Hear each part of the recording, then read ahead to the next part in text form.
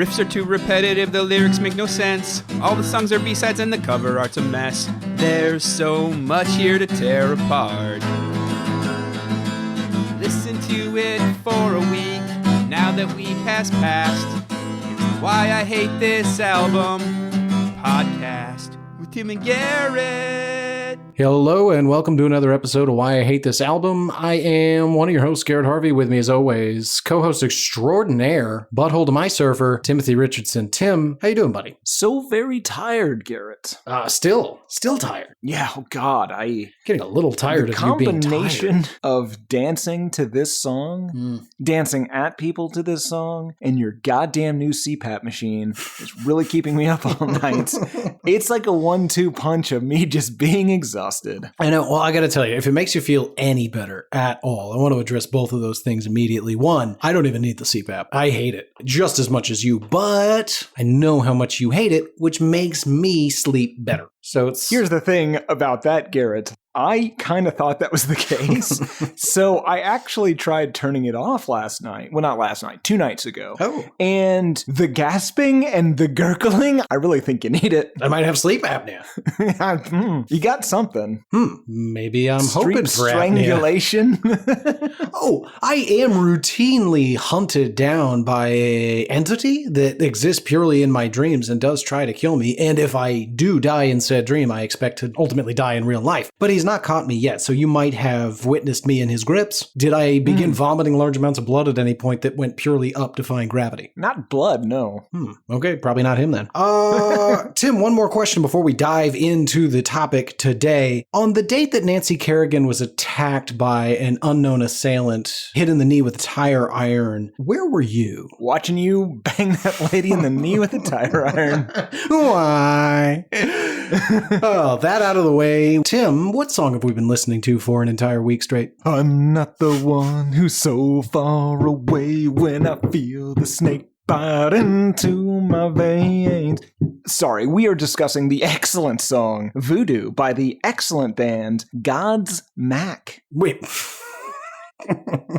Can I get another reading on the band name, please? Godsmack, Garrett. I don't know what a Mac is, but God has one, and this band knows about it. I assume it's some sort of Wiccan thing. We'll get there. You know what? I'm going to let you have this one. Godsmack it is. I'm going to call it Godsmack. You can feel free to call me wrong. That's fine. See, but no. Okay, well, we'll get to the Godsmack of it all, too. That's a different thing. Okay, fair enough. Tim, we have an entire week to contemplate Godsmack or Smack and their song Voodoo. I have to ask, do you hate this song? Oh, God, no, Garrett. I don't want to say I love this song. I really don't want to say that. You like to use this song. Garrett, I might love this song. No, interesting. It's terrible, but this might be, after 6 years, how long have we been doing this? 11, 12 years. Oh, recording yeah, okay. it? Like 5. 6, probably. 5.5. We'll say 5.5, split the difference. This might be my song. Oh, interesting. And have I named something to be my song? No, we're still waiting for you to figure it out. Okay. I feel like maybe my song was Bananas. Maybe it's that Rolling Stones song. It's definitely not that. You love that song, though. Garrett, do you hate this song? No. This song's a lot of fun. I don't love it. I don't embrace it quite as much as you, but there's nothing to hate here. Well, we're going to talk about all the pieces and parts. There's plenty to hate here. This is terrible. I just don't hate it. I might love it. Yeah, I mean, you enjoy dancing to it, dancing at it, dancing in it. And I like to watch. Oh, Garrett, the interns. I began dancing at the interns this week. The whole week, just doing my little, what they described as the Egyptian. I think it might be a little racist, but that's not the point. The point is, after 3 days, they started dancing right back at me. Yeah, it's been a veritable wild, wild west shoot out here. Tim leading the interns, and the interns not necessarily dancing in synchronicity with you, but more mirroring your actions in like some sort of elaborate fight or ceremony. Yes. I'm just saying some of our interns might be witches, and you may be inadvertently antagonizing them. I might have created them. You're the coven head, the coventress? Well, but by accident. Yeah. I don't know. Yeah. Yeah, no, I mean, we're always cooking up stuff we didn't expect to, whether it be witches or winter soldiers. As long as it starts with a W, we probably made it. Okay, Tim, we're getting way far afield. Let's rein it in. You don't hate it. I don't hate it. You claim there's a lot to hate about it. I'm going to be fairly complimentary to a song that, yeah, isn't great, but isn't terrible. But before we get to all of that, it is customary here on the show to cover our personal history. So I'm curious, Tim, prior to this week, what is your experience with Godsmack and their hit single Voodoo? Well, I apparently knew this song very well. When you initially suggested it, I had no idea what it was until I heard a single second of it, and then I immediately knew every bit of this. I listened to this, heard this maybe, close to, at least a million times while driving to high school. This catchy trash was on the radio constantly. It is unclear if I have heard any other Godsmack's songs, but based on this, I would probably love all of those. I love Godsmack. Apparently. Do you know any other songs by them? I don't think so. But we should have done a whole album. We'll get there. Maybe next week. We'll see. What about you, friend? Had you heard Voodoo before? Yeah, of course. I, like you, was alive when this song came out and was forced to hear it constantly on the radio. I gotta say, what year did this thing come out? It was a single in 99, but the album came out in 98. And technically, the first version of this came out in 95, I think. Yeah, but nobody was listening to that version. But it does make sense. Like, it's got grunge sensibilities, and it's rhythmic enough that it doesn't offend me. But I can't tell you for the life of me whether or not I've heard a single other Godsmack song. That's fair. Anyway. And you shouldn't. Yeah. Because this is perfection. Listeners, write in hatepodmail@gmail.com. Do these people have other famous songs that we should or shouldn't talk about? I don't know. Anyway. Well, we'll get there. I have detailed a few of them. Oh, good. That is true. Okay. Well, that's your history. That's my history. That is to say, not a lot of history, but we've both heard the shit out of this. Let's go ahead and move on to the part of the show where we learn a little bit about the band, the people that made it. Take us on a journey. Help us understand who is Godsmack and how did this hit song come to be. This band was formed by Salvatore Paul Erna Jr., aka Sully, vocalist, guitarist, sometimes second drummer, and Wiccan guy, male witch or something, Robbie Merrill on lead guitar, Lee Richards on bass, I believe. He would be replaced by Tony Rombola and Tommy Stewart on drums. These guys formed in 95 in Lawrence, Massachusetts, pretty close to Salem maybe, as The Scam, and they recorded a single demo and started playing in bars around Boston. They changed their name to Godsmack. Allegedly, this was not a cheeky reference to the Alice in Chains song Godsmack, but instead because Tommy Stewart once had a cold sore on his lip, and then a couple days later, Sully got one. Now, that makes me think he got one from kissing Tommy. That detail is left out of the retelling, so we don't know if it's true. But anyway, somebody said to Sully, it's a Godsmack, which I don't know what the fuck that means, but apparently that name stuck. It is unclear why. Assuming, let's pretend for a moment that you might be wrong, and it's not Godsmack, since it's one word and there's no punctuation. But again, I'm saying you're probably right, but let's pretend, maybe, you're wrong, and it is a Godsmack. I do want to point out that that is equally not a thing. Like, never once in the history of human language has anyone referred to a herpes sore as a Godsmack. So that's like God kissed you, and now you have some sort of horrible blister on your face? I assumed it was like a punch, like God smacked you, and now you got a bruise in the shape of a small collection of pustules around your mouth. Interesting. Doesn't really matter because neither of those, as you said, are things. Fair. In 96, these filthy, herpes-ridden idiots recorded their debut album, All Wound Up, and changed guitarists after that. The album eventually made it to Rocco. Now, for those of you without strong Boston ties, like Garrett, he is a DJ on WAAF, and Rocco played their songs quite a bit. Then Newberry Comics, which the internet claims is a record store and not a chain of comic shops. It is. Shut up. Agreed to sell the album on consignment because they just weren't that confident in it. But it sold pretty well in the Boston area. They were signed to Universal/Republic in 1998. That first album was remastered mostly because there were a bunch of unlicensed samples, one of which Gary Oldman refused to allow them to use. And everyone! I assume. What else could it be? I don't know. Does he say Godsmack ever? I don't think so. Gino, pull up the IMDb. That's a blender. Oh, boy. Does he ever go, voodoo, voodoo? No, not to my knowledge. Anyway, Gary Oldman refused to let them use it, so they retooled the album, took out the samples, made the self-titled album Godsmack. So their first and second album were the same album. That is, of course, the album that contains the song of the week, Voodoo. Also notable is that somewhere in here, at least before the Voodoo video was made, Sully started getting tattoos, Garrett. Okay. Sully, for instance, got a tribal tattoo around his belly button, Yeah, he did. navel, or as Garrett P. Harvey calls it, his sweet Susie Q. It's gross, buddy. I do call it my sweet Susie Q. Yeah, rumor has it he also got a matching one around his butthole or anus, or as Garrett Harvey calls it, his Proud Mary. I don't know why they're all CCR references. Sometimes Proud Mary keeps on burning. Gross. I'm not even going to mention what Garrett calls the Cosmos Factory, or God forbid his Ooby Dooby. The God Maker. Anyway, Garrett, your grossness aside. Don't ask me what my penis name is then, Tim. I think that's your bad. Grapevine. We all know it's Grapevine. It's because of hanging off. Oh, gross. Okay, you know what? We're not that's keeping fair. that in. You're not implying that I on my penis. That's disgusting. That's disgusting. We'll bleep it. We'll bleep it. Anyway, I feel like everyone's going to know if we bleep it. That's kind of the joke with the bleeps. We're going to cut it out. Editor, please remove everything he just... Not everything, just the part about my wiener. No, don't do that. Yeah, I guess we'll make that call. Anyway, Godsmack then went on a headlining tour. They did Ozfest. They did Woodstock 99, a.k.a. Goodstock. Can I interrupt you right there, right at the Goodstock? Mm-hmm. Listener, I just want you to know a large portion of the history was just removed. A big part of it, where Tim slandered me in a way that I couldn't tolerate even for this show. And while I will never let you hear what he said, know that it was so ridiculous and so funny that it had to be removed. Go ahead, Tim. Well, then they toured Europe to support Black Sabbath. The Godsmack album sold really well, despite being pulled from a bunch of stores due to the lyrical content. It did not have that parental advisory sticker on it initially. So they took that out and put it back in stores with that. Thank you, Tipper Gore.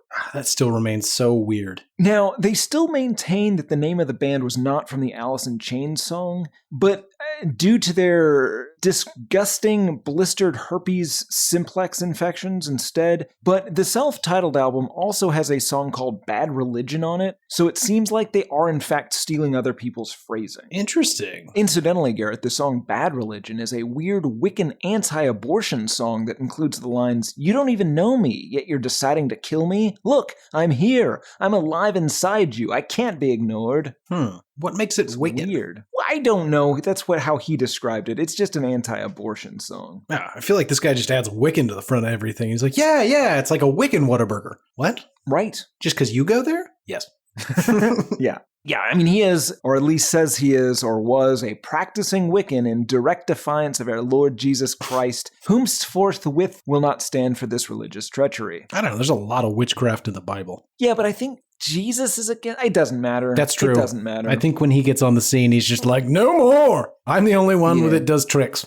That's true. In 2000, Godsmack released the album Awake, and they toured with Limp Bizkit. They also let the U.S. Navy use 2 of their songs in commercials right before 9/11, Garrett. So, it is conceivable that at least one person died in Afghanistan or Iraq after joining the Navy solely because of their association with cool Godsmack grooves. God damn, And dude. how embarrassing would that be? You get up to those pearly gates and St. Peter's just sitting there just like, Godsmack. That's what got you there. Also around 9/11, Garrett's second favorite Avenger, Dave Bautista, then going by Leviathan, in the former WWE developmental territory, used the song Voodoo as his entry music. I didn't actually consider him to be an Avenger. Oh, he is. Is he? Yeah. He's a Guardian. Well, sure, but they become Avengers at some point. Do you consider Chris Pratt or his character to be Avengers? No. Really? Because What about that time Chris Pratt avenged you? Oh, in real life, he's quite the Avenger. But in the movie, What about he literally meets the Avengers and goes, oh, you're the Avengers. Boy, that's interesting. But then you could argue in Endgame that they then become... Well, no spoilers, no spoilers. Come on. Bro. Anyway, where were we? Godsmack wrote a song for the Scorpion King, and then they got a new drummer in 2002. In 2003, they released the album Faceless. In 2004, they released an acoustic EP and were the openers for Metallica's Madly in Anger with the World Tour. Yeah. Supporting Saint Anger. In 2006, they released an album called Four. They named it Four presumably because they got the engineer and producer Andy Johns, who engineered Led Zeppelin 4. It is just as good and was a #1 album on the US Billboard 200 and includes a song called Voodoo 2. Voodoo 2. Yeah, you see where I'm going with this? It works well. Absolutely. Continuing to try to push the unfavorable comparisons with Led Zeppelin, they then released a greatest hits album called Good Times, Bad Times, 10 Years of Godsmack. Really? With a cover of the Led Zeppelin song. Yeah. Terrible. Something like this is a pattern at this point. Yeah, they're terrible, Garrett. As you would expect given Sully's general appearance in his Sweet Susie Q tattoo, he is really good friends with Chris Angel and has been mind-freaked several times on that show.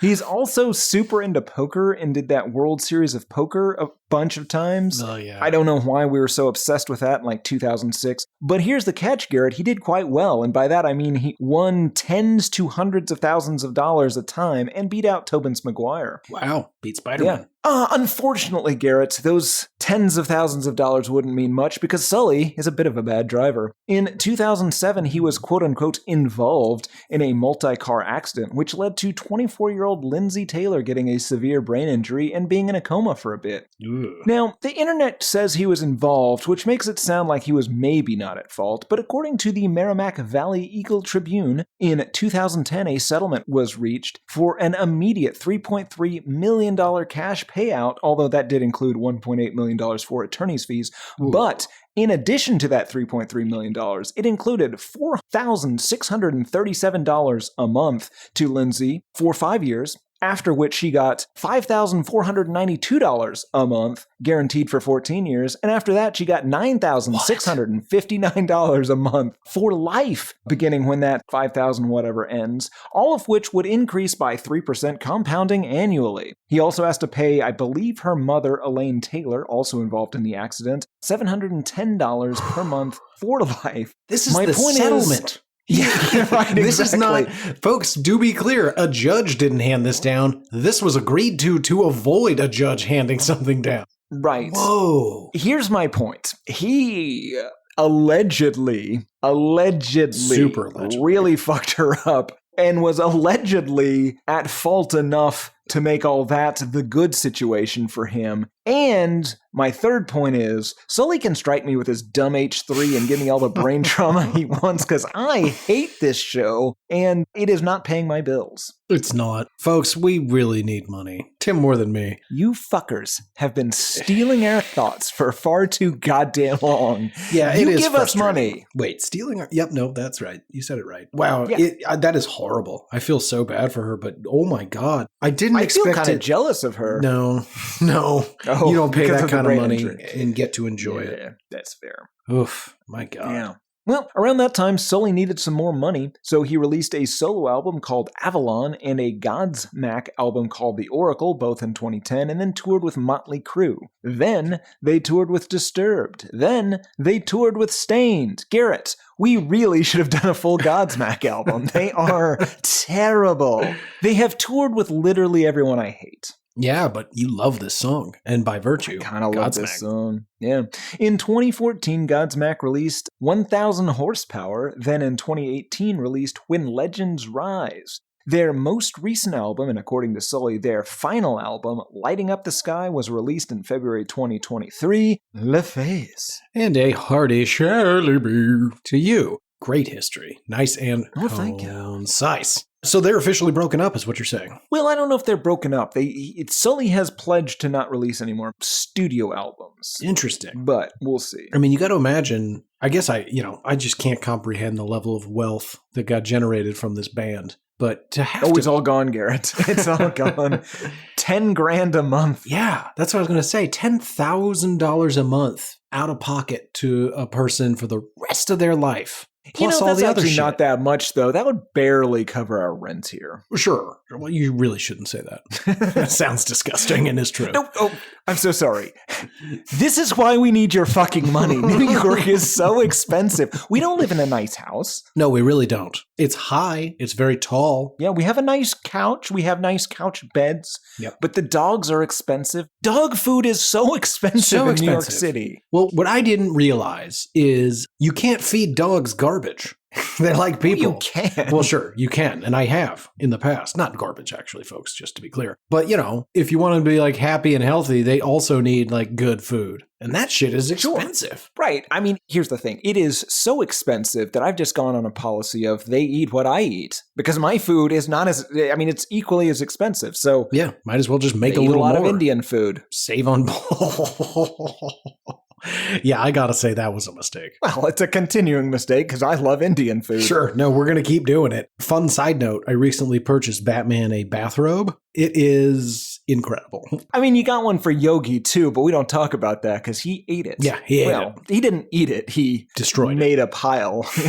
Let's see here. Great history. That brings us to the song itself. Before we talk about it, let's play just a little bit in case anybody's in the car and can't really enjoy the full music video. But please, folks, if you're near a device that has a screen and you're not operating machinery, check it out. This music video is bonkers and we're going to talk about it. But in case you can't, let's load it up. Play the tape, Gino. I can only vamp so long. I'm not the one who's so far away when I feel the snake bite. Good stuff. I'm not the one who's so far. First and foremost, Garrett, this thing is a fucking banger. I can't say it's quite fire, but it is so catchy. It is catchy as fuck. I will go to the interns and I will just ask them, am I the one?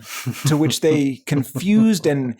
they look scared, and they're right to be. Yeah, and they eventually stutter out, I guess you're the one, to which I, of course, reply, I'm not the one who's so far away. And I just dance right in their face. Yeah. And then they've had their revenge with their dancing at me. Yeah, no, they really have taken to it this week. I gotta say, some of them, I don't know all their names. Some of them have stopped wearing name tags. That's okay. I'm downright impressed, and I've never said that about interns. So, good stuff.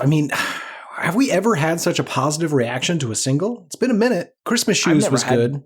Yeah, well, you ruined the audio on that, yeah, friend. We gotta redo. You know what we should do for Christmas Shoes? What's that? We should get a transcript of that episode, and we should do each other's parts. Oh my God. Okay. Just read it as a stage play. That is a fantastic idea. It's going to be a real shit show.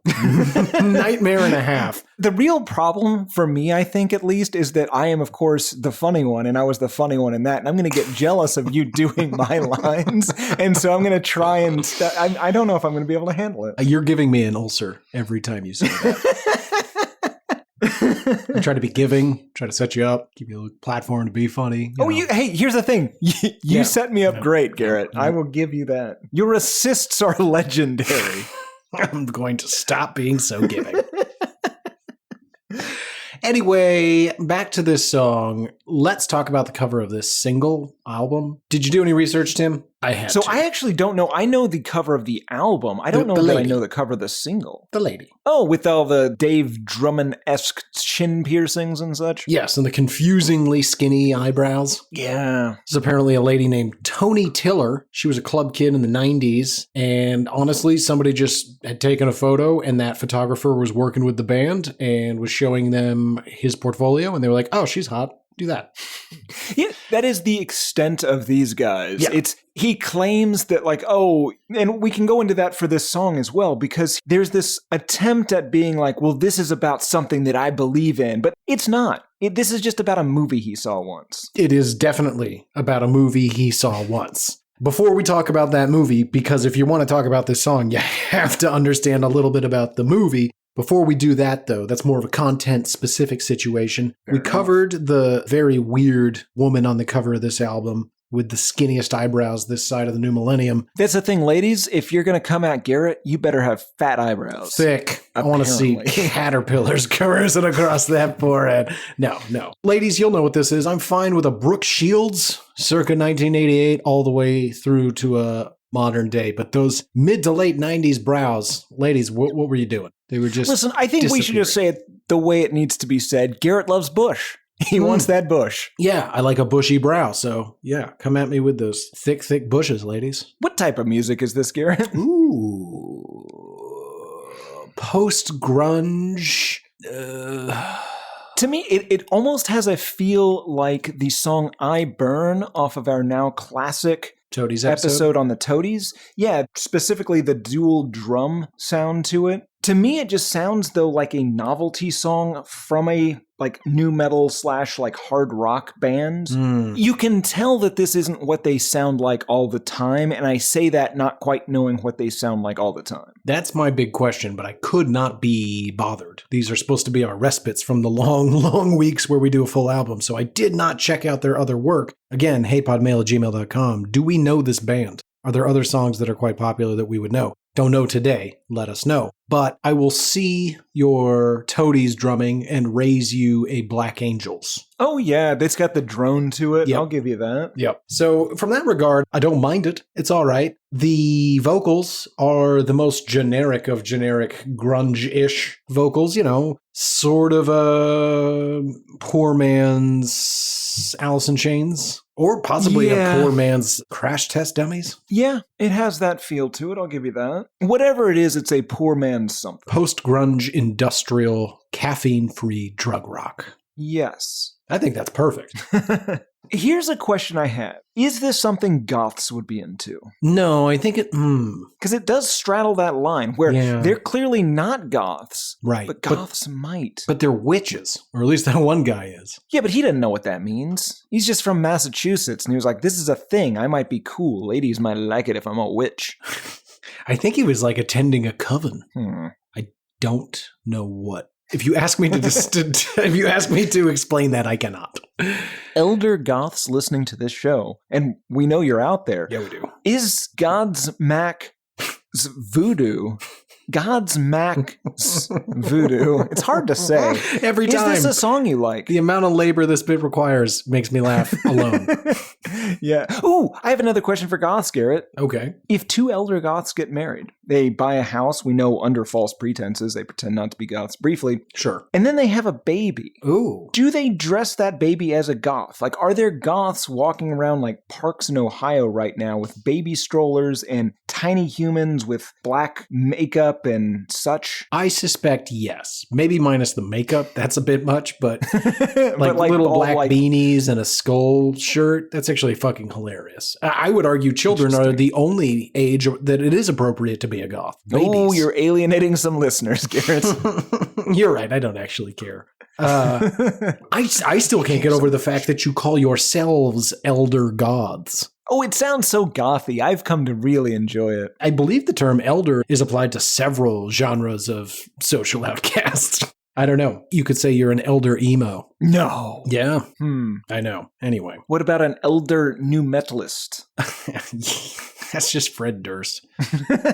He's the elder statesman of new metal at this point. Yeah, he's the prime minister of new metal. Let's get back to this. So we've talked about the cover. We've talked a bit about the music. That brings us to the content. Well, let's talk about the style first. Vocally, to me, very similar to the Crash Test Dummies, as Tim has exemplified many times, and the clip we played, very deep vocals, very droning, not really singing per se, more chanting. Let's get into the good stuff. Now, as Tim alluded to earlier, this song literally is about a movie this guy saw once. So in order to understand the song, you need to understand the movie. The movie in question, The Serpent and the Rainbow. Tim, have you ever seen The Serpent and the Rainbow? Not before this week. Yeah, but see it we did this week. Not quite as many times as we listened. Was it directed by Wes Craven? I believe it was. Not his best work. Not his worst. Anyway. That's true. For the listener who had not known or had time to watch The Serpent and the Rainbow. It's about anthropologist Dennis Allen, played by the brilliant Bill Pullman, as he travels to Haiti to study a voodoo drug used in religious practices to turn victims into living zombies. With the help of a witch doctor and a fellow researcher played by the completely unknown Kathy Tyson, Dennis pieces together the deadly mystery that's going on in Haiti. But as Dennis begins to uncover the secrets behind this magical powder, he must evade the Haitian authorities who view his research as a potential threat. Now, that gives you the background, more or less, to understand this song. But I did a little more digging. I was wondering, okay, this movie's talking about making zombies. They make it a fairly compelling argument. Is this a thing you can do? And so I looked, and the movie's actually based on a book. And the book is based on real life. Hold on. When you say, is this a thing you can do, are you asking if zombies are real? Yes. And you didn't come to the conclusion pretty immediately that no, they're not. Tim, I would now like to tell you how to create a zombie. Oh, God damn it. Now, how much of this are we going to have to bleep, Garrett? Because I'll let you decide where to put bleeps, if at all. If at all. Folks, this is hypothetical. Garrett, you told people in our now famous Portugal the Man episode how to make a and I didn't mean to. I believe amphetamine. No, PC. Yeah, and that was before we got that bleep. Yeah. My point is, be careful. Use discretion. If you want to create a real life zombie, first you're going to have to kill your to-be zombie. You do this. Now, let me stop you right there. It's a euphemism. To our younger listeners, don't do this. Oh, to our older listeners, don't do this. They can do what they want. They're old enough. They're old enough that they can't use this show as a crutch when they murder somebody. Kill away older listeners. I do not co-sign that.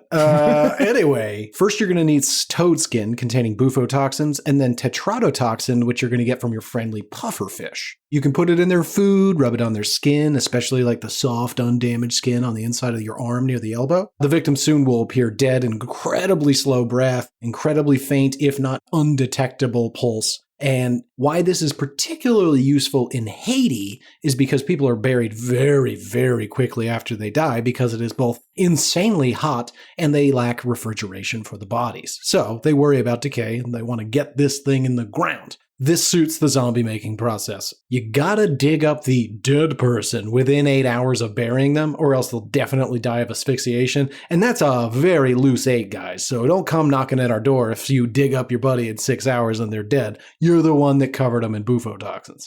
Next, this is what you're gonna wanna do, and here's where the zombieing comes in. You dig them up out of the ground, make sure they're still breathing, and once you've got your not quite dead friend there, you feed them a paste made from datura. Now, I know a lot of folks probably don't know what that is. You probably know it better as Jimson's weed. Now, datura breaks your link with reality, and then it destroys all recent memories. So the more paste you can shove down this person's gullet, the more disoriented they're going to become, to the point where they don't know what day it is, who they are, or why they're doing the thing they're doing. The really cool thing is, should they start to come out of it in 3 to 6 months, you just jam more Jimson weed paste down that throat, and they go back to being just kind of a mindless worker bee. It's amazing. The zombies are, of course, going to remain in a state of semi-permanent induced psychotic delirium, so nothing complicated, no math, but basic tasks. A lot of these folks end up on farms. Great for manual labor if you need them to carry heavy stuff. Now, Tim, I know what you're wondering. Why does it make you the tetrodotoxin? Oops, sorry, go ahead. No, that's easy. There's plenty of sushi places around here. How do you make a zombie? You're probably wondering. Like I told you, but how does it work? Well, that's the Jimson weed, which is also known as angel's trumpet or Brugmansia candida. I don't know that one, but I have heard it called angel's trumpet. Well, it contains chemicals atropine, hyoscyamine, and scopolamine, which can act as powerful hallucinogens in the appropriate doses. You can also cause permanent memory loss, paralysis, or death, so use with caution. But, actually, I am supposed to say this. Gino, good ad. You are more likely to kill someone with this than make a zombie, so you definitely shouldn't do any of the things I just said. But if you do it right, you will, in fact, make yourself your very own worker slave. Interesting. How did I do? I tried to skirt around the details. Oh, yeah, no, I think that was all very responsible. Here's what I'm thinking with the interns. Zombies. I mean, I do put scopolamine in their cereal. I don't know if it works or not. Sure. How about this? Okay, Tom B. Rady, our newest intern, Texas A&M graduate, he looks and appears very much like Tom Brady. I think we've discussed this a time or two on the show. Maybe. What if we turn him into our zombie, you see? Right, okay. Switch him out for Tom Brady, collect those Super Bowl winnings. Okay, well, you're mostly there. You know, we just missed the boat. Just salary. Well, no, whatever. we just missed the boat on this plan. Because he's retired. And so he's going to be doing broadcast work. And I got to say, Tim, a zombie can do a lot of stuff. Even operate a handsaw as long as it's got that little, like auto stop function. Mm-hmm. But my God, a conversation ain't one of those things. It's like a weird, imagine if you and I were talking, it was utter nonsense and it sounded as though I was simultaneously whimpering the entire time. It's even if you knew what they were saying, it's off-putting. Yeah, I mean, it is not un-Tom Brady-like, though. Oh, yeah. Shots fired. Gotta come at us, Brady. We'll sick Brady on God, you. He's here. No, sorry. That's right. Sorry, that's Tom B. Brady. Yeah. Different guy. Although I gotta say, lately, he's becoming equally a threat. Yeah, he is. That's why we need to make him a zombie. Tom Z. Brady, am I right? Funny stuff. Let's get into these lyrics. I'm not the one who's so far away. Sorry. Oh, no, Garrett. I'm not the one who's so far away when I feel the snake bite enter my veins. Never did I wanna be here again, and I don't remember why I came.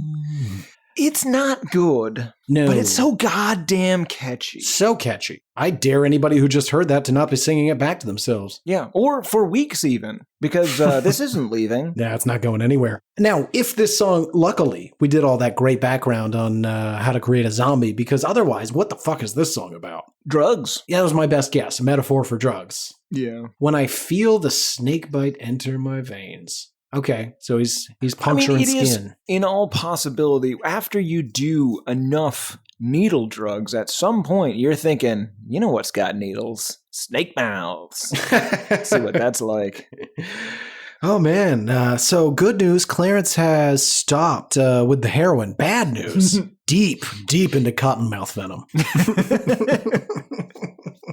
Oh, it is unconventional. You'd hope for Hep B when shooting up with your drug compared to what he gets. Yeah, it's mostly just massive blood clots everywhere. Good God. Song continues, freezing, feeling, breathe in, I'm coming back again. So I think this is literally a scene from the movie where Bill Pullman is trying to figure out how this all works, and he's being killed at this point first. Yeah, I mean, as far as I can tell, other than just being a banger, they're kind of just describing the movie. Yeah, it's pretty weird to have chosen to do this, but whatever. They say, candles raise my desire, why I'm so far away. No more meaning to my life, no more reason to stay. And then we get the freeze and feel and breathe in, I'm coming back again. So I guess it's a ceremony by a witch doctor to make him the zombie, that first he's being slowly fading away and having that heart rate slowed way down, etc., etc. Yeah, absolutely. We get again the I'm not the one who's so far away when I feel the snake bite enter my veins. Never did I want to be here again, and I don't remember why I came. I assume this is the transformation process? I guess so. I don't know. I'm not sure he ever gets the toxins after the fact. I think he just gets the slowed down part. I'm going to be honest, I kept falling asleep during the movie. I did too. It is not great. Certainly not song-worthy. No, certainly not Bill Pullman worthy. I just got way too into making real zombies, which is way more interesting, to be honest. Right. Speaking of which, Tom B. Brady is just staring at us. Yeah, holes into the side of your head. Hey, Tom. Yeah, we'll talk about it later, bud. Okay. I'm going to zombie you, Tom. Oh, that is antagonistic. Yeah. You see that, right? Mm-hmm. Okay. It's your funeral. He's so big. Yeah, he's huge. He's going to palm your face and make you take those drugs. No. Probably. He doesn't know the order. It's big and dumb. My God. At best, he's just going to punch you in the face. Beat you with a football so it doesn't leave bruises. Let's get back to the song. Hazing clouds rain on my head. Empty thoughts fill my ears. Find my shade by the moonlight, why my thoughts aren't so clear. Demons dreaming, breathing, I'm coming back again. I think he knows he's not actually dying and is going to be okay as long as nobody, buries him in the Haitian soil. Right, and that's the problem, Garrett. They're probably gonna. Oh yeah, they're worried about all that decay. Then we get a pretty solid bongo breakdown, and I want to point out another song on the show featuring the very rare bongos in a pretty prominent role. Yeah, and you know what? Not that bad. Mostly because they're not tiny bongos this time around. God, you got a real bongo-sized thing going on. I do. Bongos should be big. That's why they're big bongos, Garrett. You ever heard the phrase big bongos? Of course I've heard the phrase big bongos. Tim, I have not. I wanted to yes and you on that. Is that a thing? Did you make that up? It is, yes. Oh, no. Okay. Yeah, of course I've heard big bongos. But I'm just saying, I'm not a sizist. Want to come at me with some little bees? We can tap around. I'm not winning you over with this, am I? Okay. No, absolutely Back to the not. song, Voodoo, Voodoo, Voodoo, Voodoo. But this is with a bunch of sexy breathing and mumbling beforehand. And this is not to be confused with the Voodoo chant. That's the interlude. This is the pre-interlude, Voodoo, which isn't great. I'm not going to lie. Now, just to be clear, you do think this is sexy, is what you said. Did I? No. A lot of sexy breathing. You think his breathing is sexy? No, not to me, you numbnuts. I'm just saying that's what he's going for. Oh, okay. No, I mean, listen, nobody trying to be sexy is going to come off as cool, especially when you sit there and dissect it, least of all me, so I'm not pointing fingers per se. I'm just saying there's no place for this in this song. It's a song about making a zombie. It is kind of sexy, though, right? Yeah, of course. Let's see. So then he shouts the voodoo, but then we get the chorus 2 more times, which you're not going to read. Saw you inhale. And that's when we get the interlude, which is voodoo chanted, 8 times? Yeah.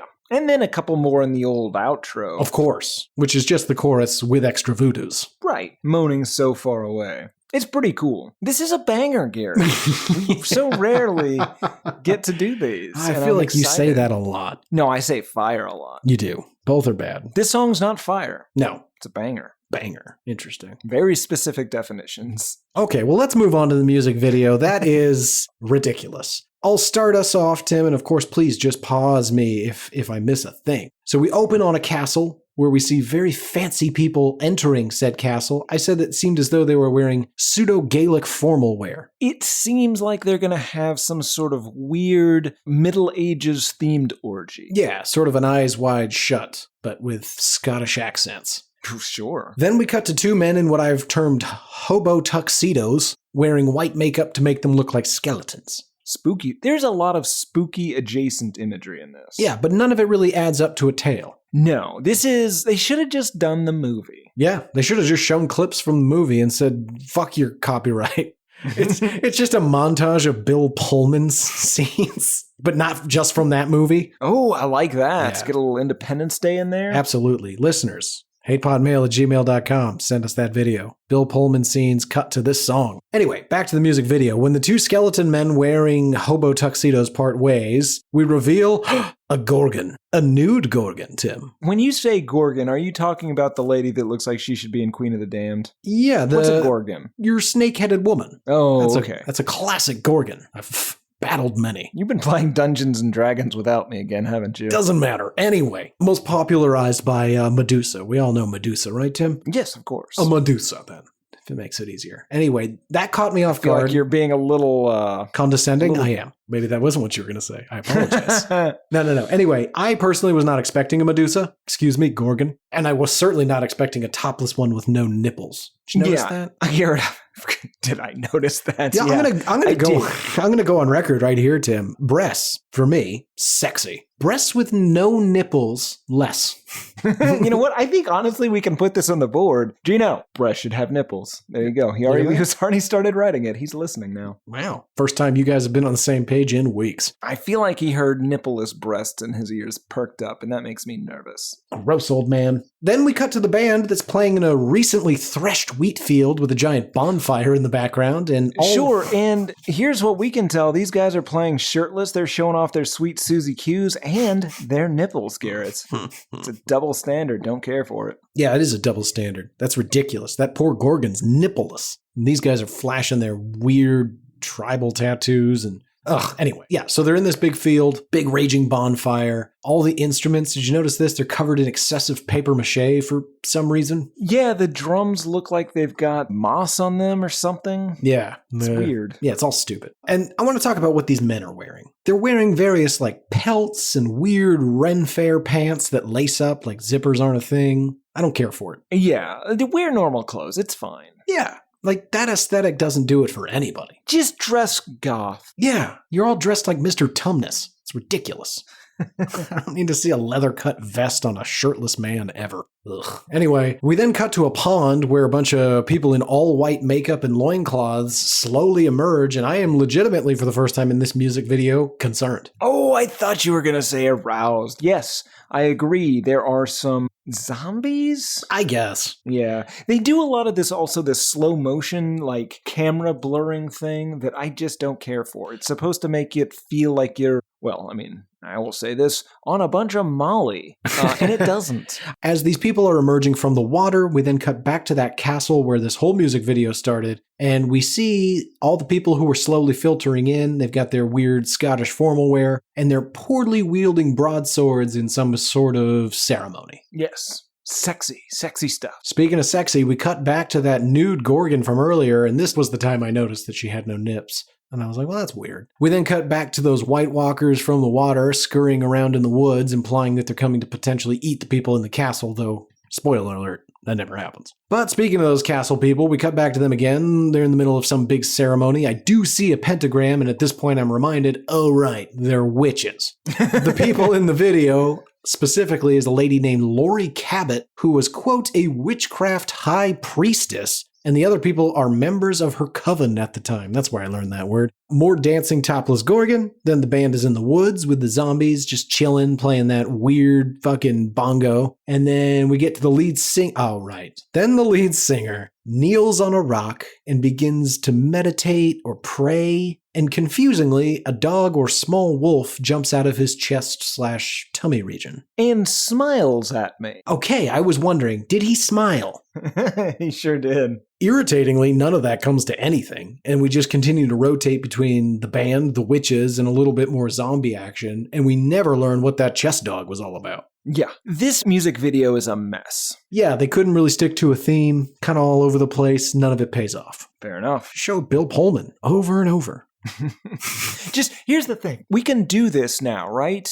Just use that deep fake technology that I invented to just put Bill Pullman's face on all of these. I would like to see some sort of topless Bill Pullman Medusa. Put a Pullman on it. Yeah, make me feel weird about Bill Pullman. Yeah, I'm down for that. I'll check it out. Open-minded. How did this thing do? Well, it did pretty good, Garrett. The song itself is certified platinum with over 1 million C-dingle sales in the US alone. The self-titled album, this came from hit number 22 on the Billboard 200 in 1999, but because it was the late 90s, that translated into over 4 million albums sold in the US alone. God. Garrett, the Dutch have never heard this record, but you'll be pleased to know when I go to the Dutch in approximately 2 months from now, I still am not sure exactly where those plane tickets are to. I'm going to bring a copy. That's all right. I've traveled to many places with not much more than a vague general sense of where it is. Is it Africa?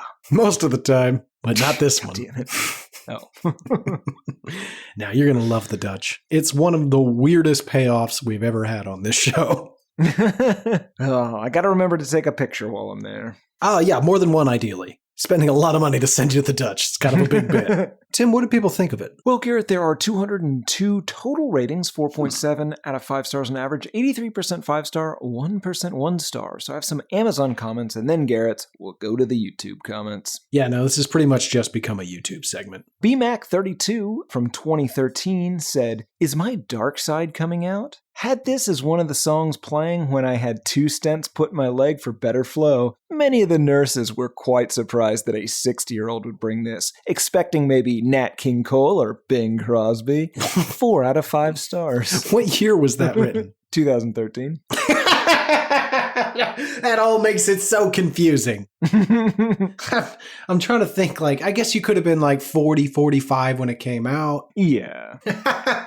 But wait, you have cardiovascular issues. He does. Yeah. Well, yeah, that's confused. It's just Are a you weird predicting? detail. Most people would say Yeah. procedure at the doctor's office, not very, It's very specific. specific, Yeah. There are so many people, Garrett, and I want to warn you ahead of time because there's a couple of these in here. So many people. This is their funeral song. Wait. Howie Weber, 11 months ago, said, "Total heroin song. Watch my sis overdose 5 times. Oh. Still alive. Hold on. Still alive at the age of 70. Amazing. She still does it. So sad. Oh. But the band Godsmack is flat out the best around even today."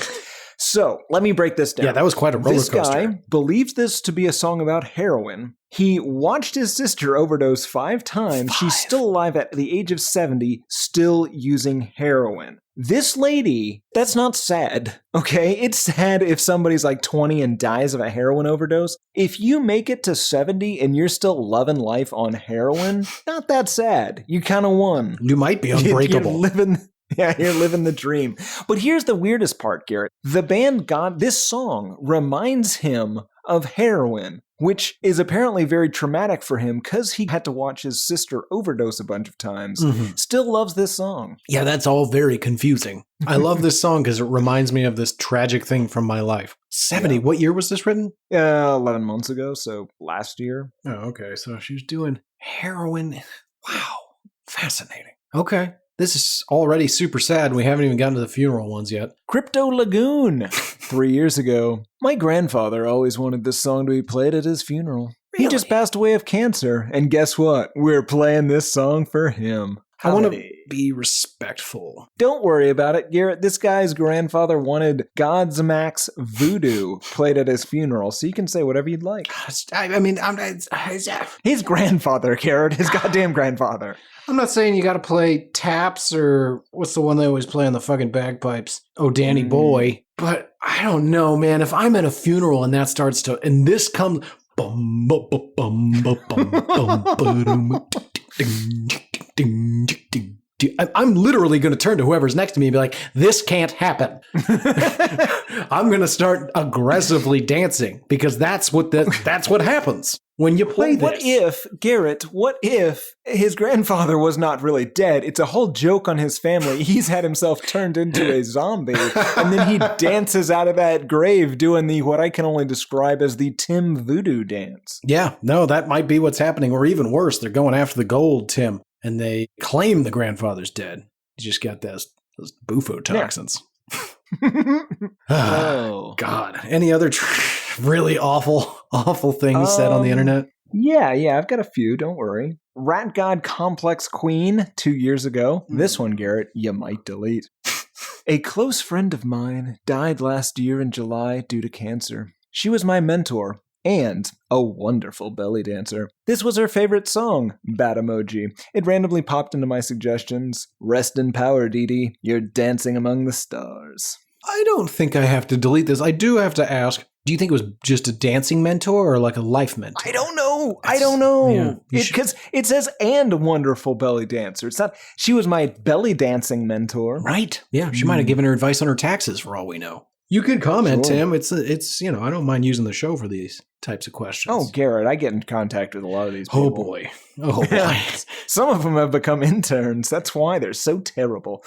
Jessica Fannin, 11 days ago. As a 90s girl with a short mullet, wearing tattoos, all still headbands, and rocks out every day being very sick father, still rocks the short mullet. This song and band really hits home and will bring me a sense of comfort when he's gone. And I just want to thank you. FYI, I love you guys so much that at 10 years, said I'd get your son tattooed on me one day, and did, on my right forearm. It's beautiful. S-U-N. Yes, I believe she got the Sweet Susie Q tattooed on her forearm. Okay, that's fine. Not a picture of his actual son. Yes. That's good. Motown Rick 7 months ago. This song is so creepy and kick-ass. I had this song on while looking at ghost pictures, an old 1800s photo, and it added such an eerie vibe. Love it.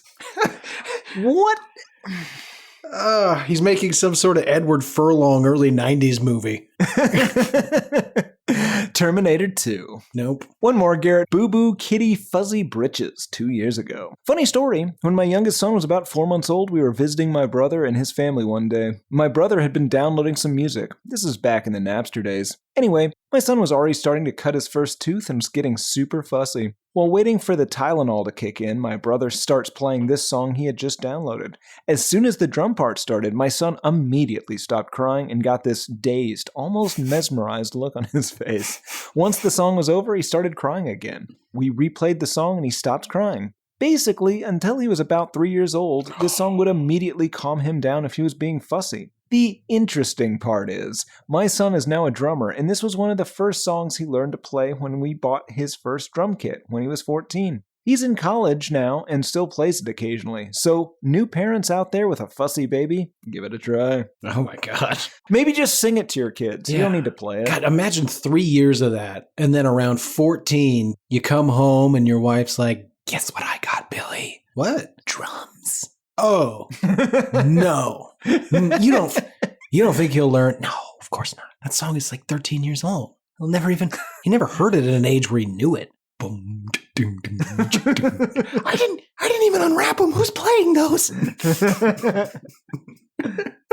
Jesus Christ. These are mentally ill people, Timothy. God, great reviews. Who's this for? Well, Garrett, of course it's for teething babies and people looking at ghost pictures. Don't leave out witches. Fair enough. Witches and the newly born have more in common than you realize. Not that I realize. Well, that's true. I apologize. How dare I insult your prenatal knowledge? Your Final natal thoughts. Postnatal. knowledge. Oh, all of it. Final all thoughts. the natals. Give me the goddamn final thoughts. That brings us to final thoughts, Tim. Is there any revelation or new experience you want to shed upon the listener, having gone all the way through it?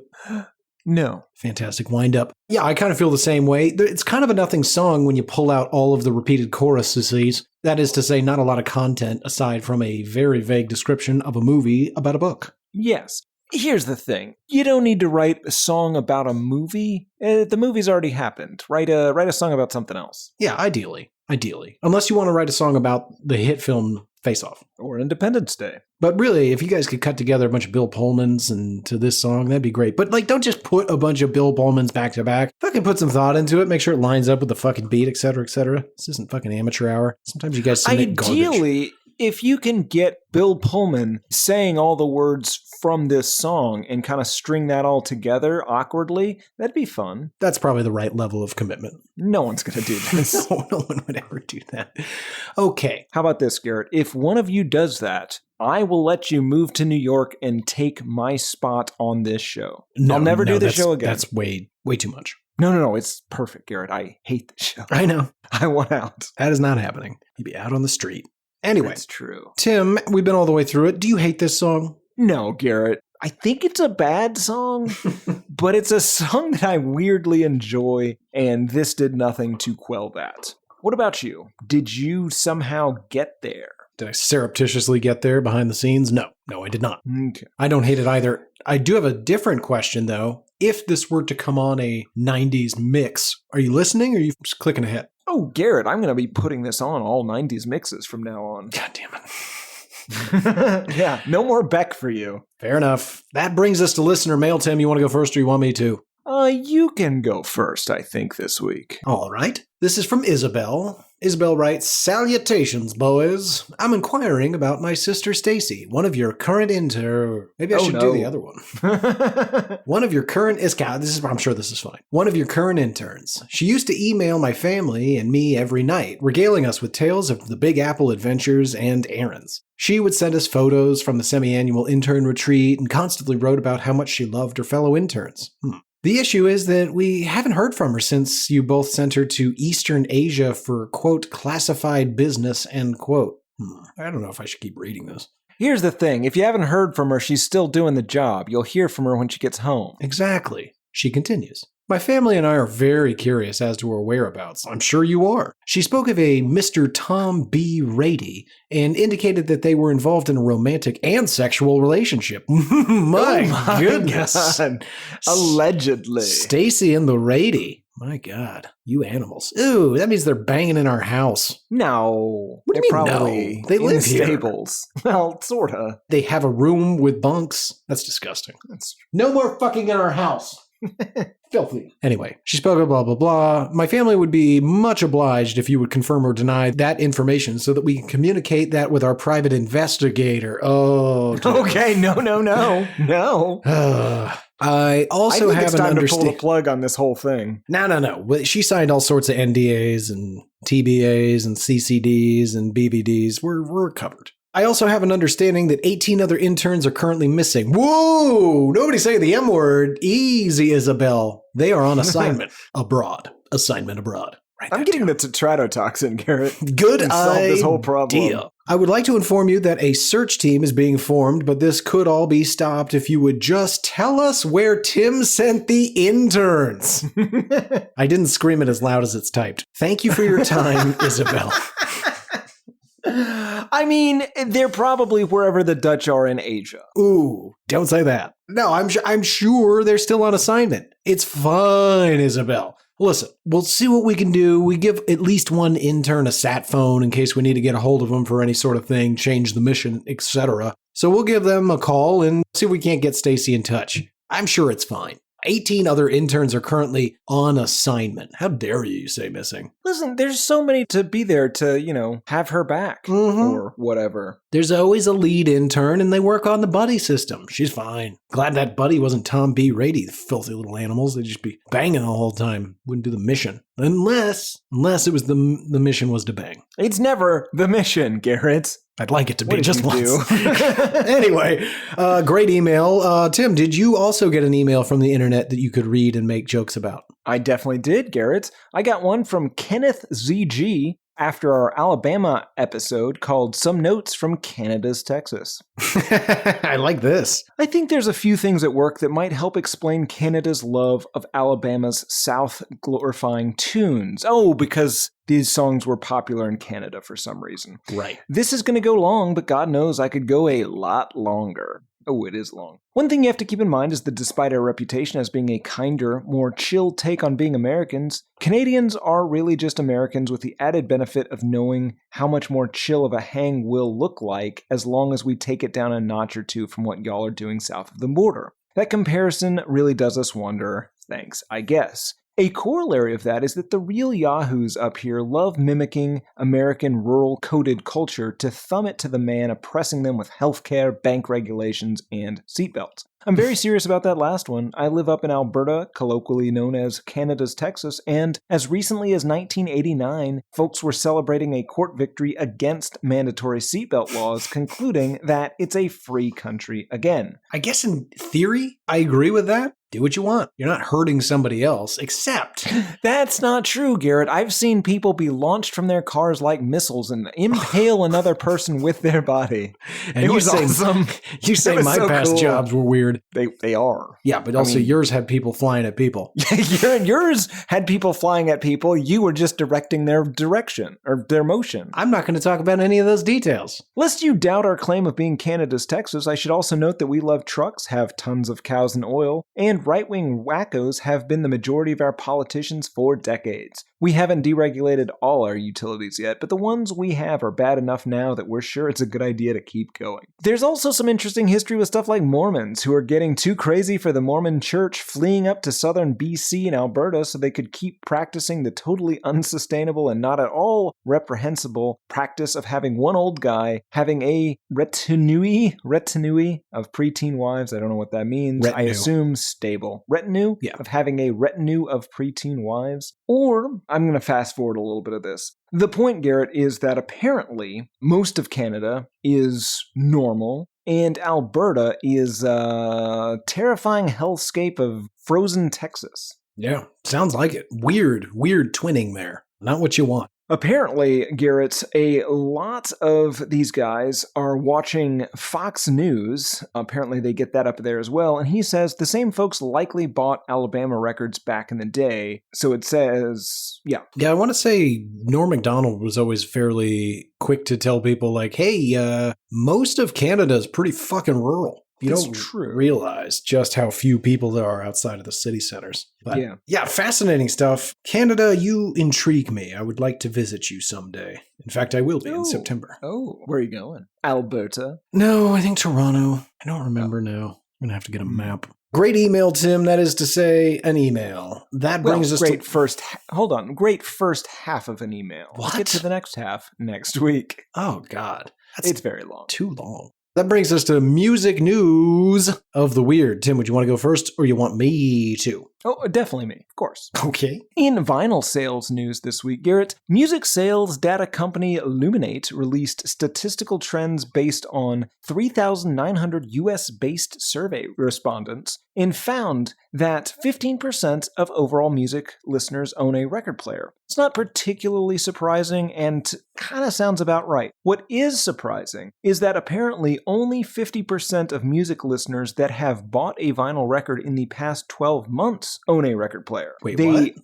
also corrected for people that might be buying records as a gift or whatever. So, 50% of people are buying records with no way to listen to those records. Why would you what do are that? they doing with them? That's a great question. Selling them on the internet? Maybe, but I don't think so. I think it's people that maybe they just want a big copy of it, like a bigger copy than you get otherwise. Or they just want people to see their record collection? Maybe, but I feel like That's weird. even if it's a really great record collection, if you then notice that there's no way to play them, it becomes a really terrible, embarrassing record collection. Sure, but it would take a tremendous amount of effort to make the leap. Well, not anymore, but prior to this breaking news story, it would take a tremendous amount of effort to make the leap to assuming you were staring at, presumably, hundreds of records, and there's no way to play them. Because who would do that? You're in the house of a crazy person. Well, no, it wouldn't take a leap, Garrett. You'd get there and you'd be like, I love this record. Can we put it on? Nah, the table's on the fritz.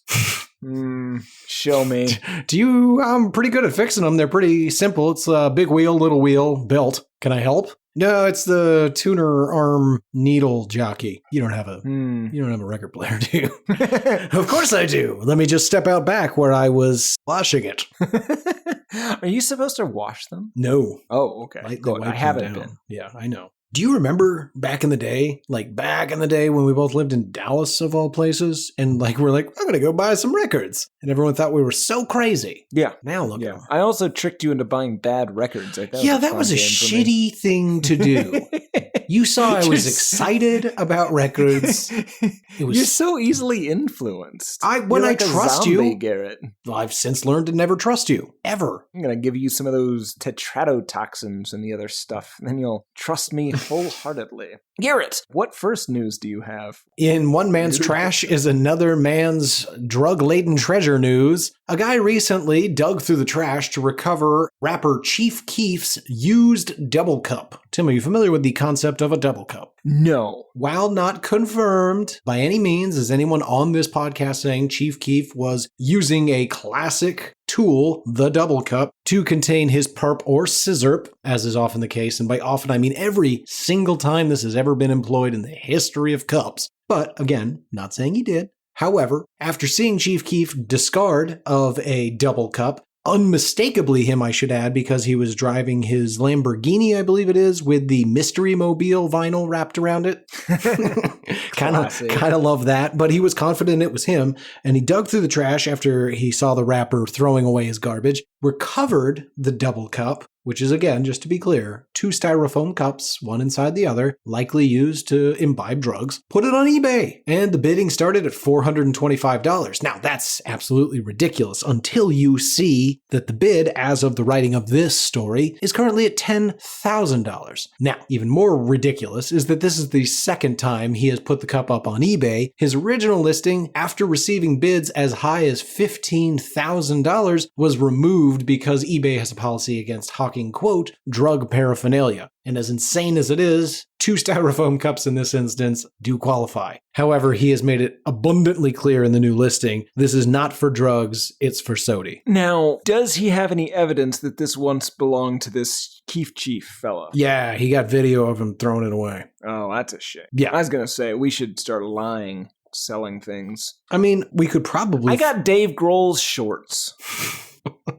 You know, wear Dave Grohl's shorts? Dave Grohl's balls have been in the shorts that you could wear. Your balls could touch fabric that Dave Grohl's balls touched. If that is significant to you, write in at hatepodmail@gmail.com. Tim, what other news do you have? Also, keep in mind, they're just my shorts. Tim, what other news do you have about shorts? Garrett, in piss news this week, an Australian band called Private Function that I've never heard of is releasing an album called 370 HSSV space 0773H. To commemorate this occasion, they are releasing a limited gold pressing of 50 LPs that are just filled with their piss. The article I read said the Melbourne Rockers shared the news in an Instagram reel. They each came from the bathroom with a giant jar of their piss and said, "Congratulations to the 50 people who ordered the gold version of the record. You just bought a liquid disc full of our piss.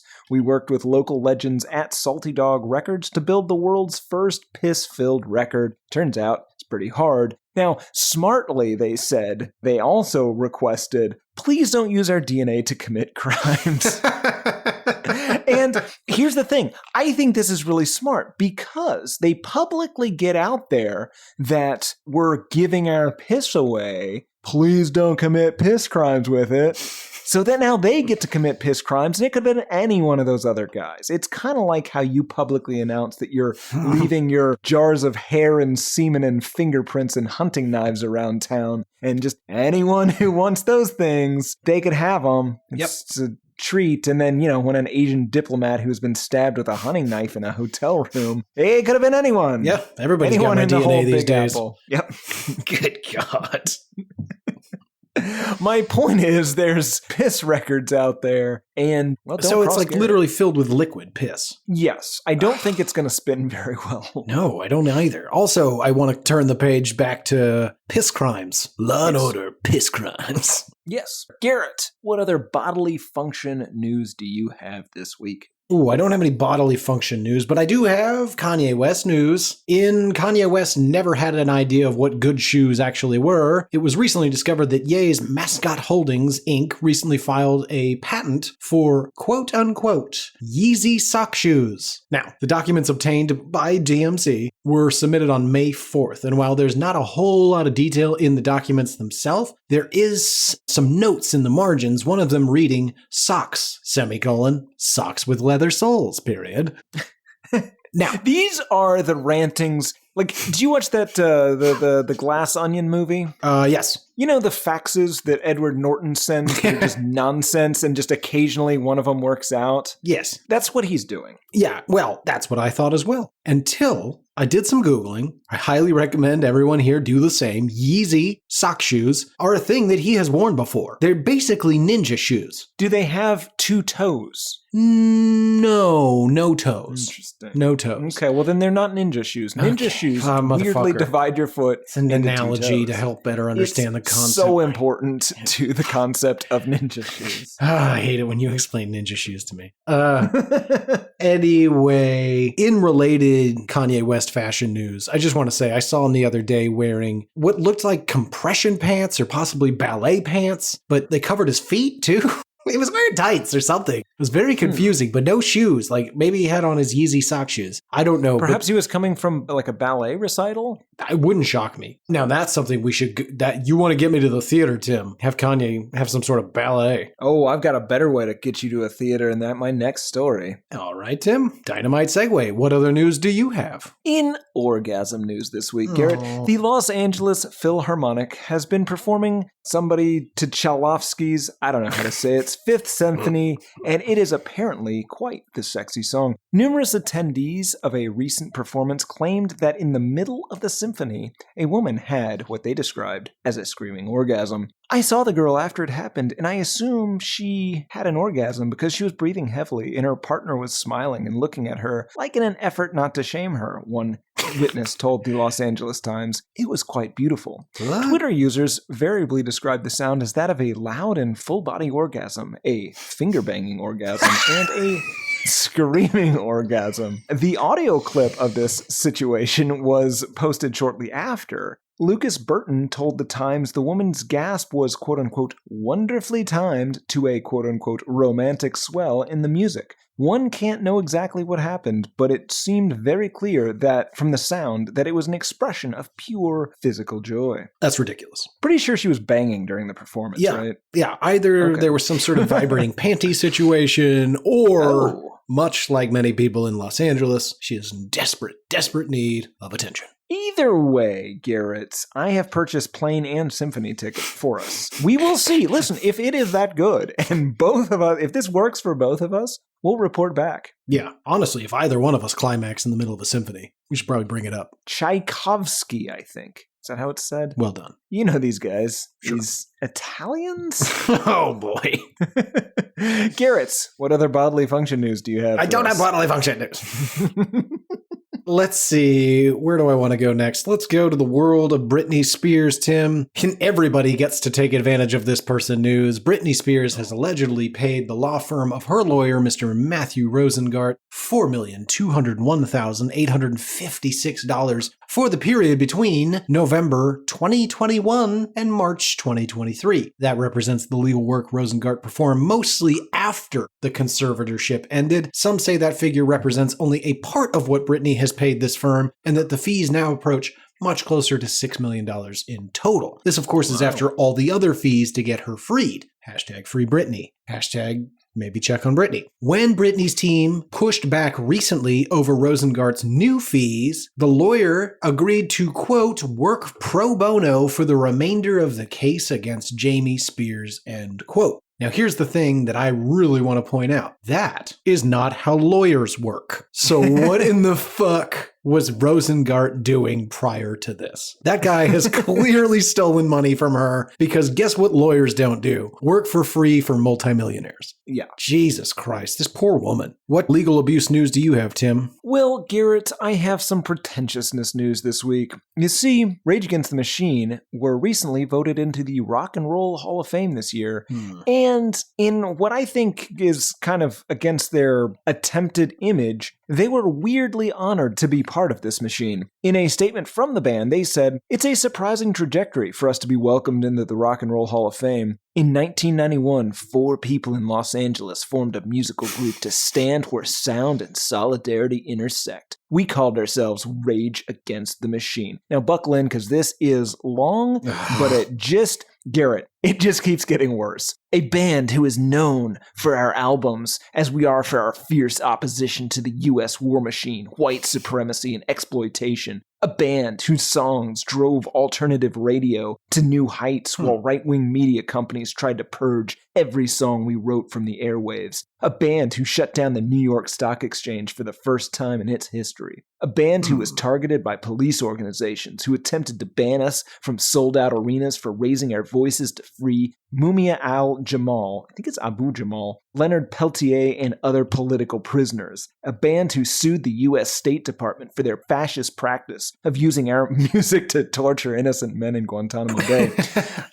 A band who wrote rebel songs in an abandoned industrial warehouse in the valley that would later dethrone Simon Cowell's X Factor pop monopoly to occupy the #1 spot on the UK charts and have the most downloaded song in UK history. A band who funded and organized delegations to stand with the Mexican rebel Zapatista communities to expose the Mexican government's war on indigenous people. A band whose experimentation infusing punk, rock, and hip-hop became a genre all of its own. Many thanks to that Hall of Fame for recognizing the music and the mission of Rage Against the Machine. We're grateful to all the passionate fans and talented co-conspirators we've worked with, and all the activists, organizers, rebels, revolutionaries past and present and future who have inspired our art. Brad, Tim, Tom, and Zedler. Now, Garrett, I'm not here to call these guys sellouts. That's for somebody else to do. That's the younger version of themselves to do. That's right. Come on, guys. If you name your band Rage Against the Machine, you have to ignore it when you get voted into this. You definitely can't write that statement. And you definitely can't show up to the ceremony and act honored. You gotta stick to your fucking brand. I was hoping it was going to have all of that and then end with, obviously we can't attend the ceremony. That would be ridiculous. Which I'm not sure if I would be better or worse. It would be better, I think, because at least then it's not a full sellout. Right. It's not showing up and being like, so like, do we get like a medal or something? I love medals. Is there a big check?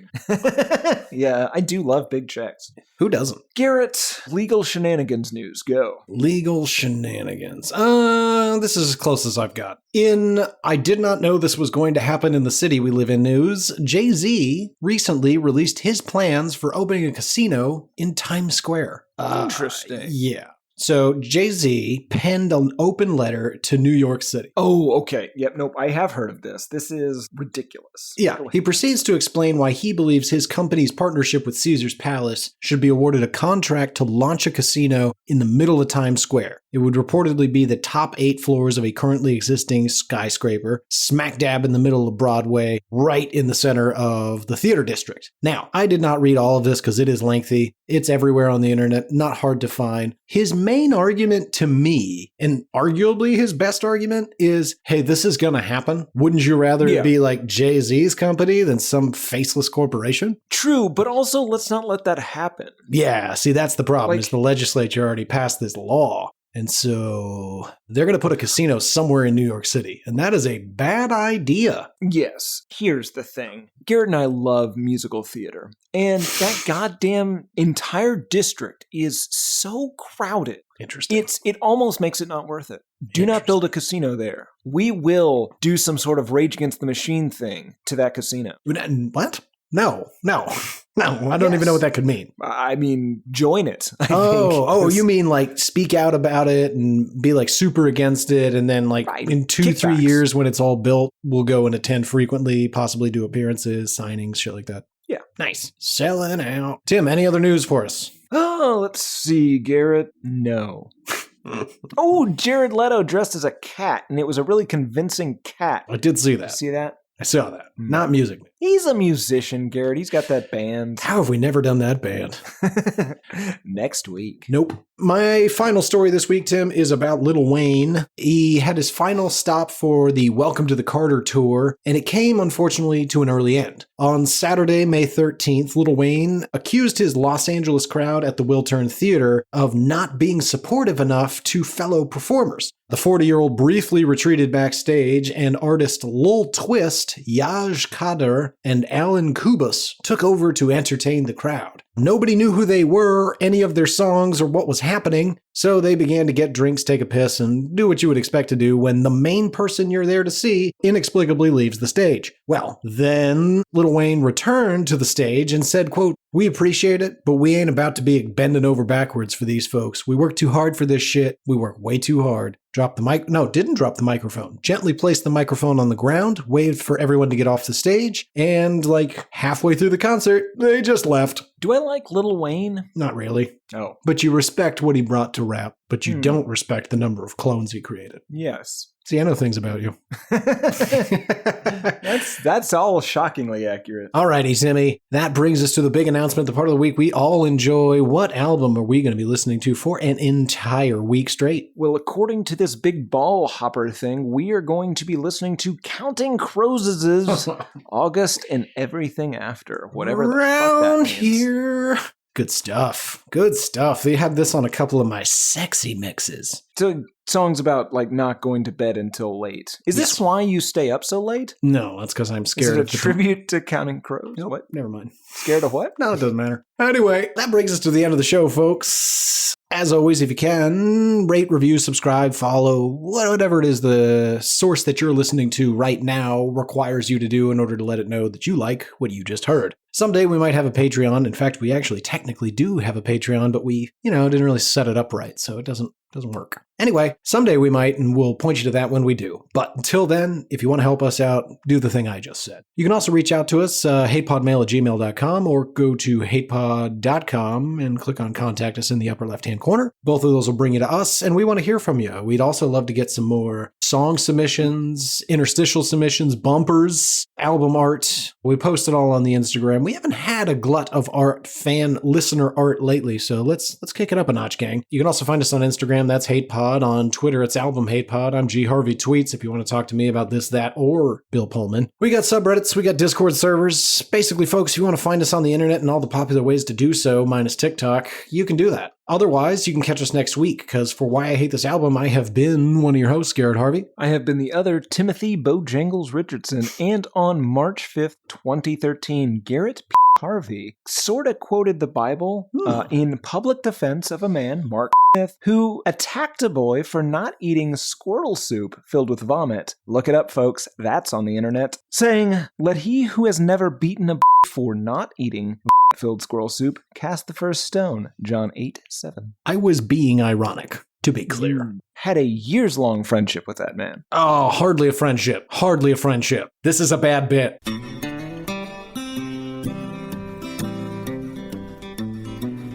There's cowboys running through my dreams. Nothing's quite the way it seems. I joined the Navy, got kicked out in a week. My facial features aren't distinct. Try to find some meaning in these songs. The genius is a genius, got it wrong. No, it's a lobster murder sex thing. It's the bleaching of the rear.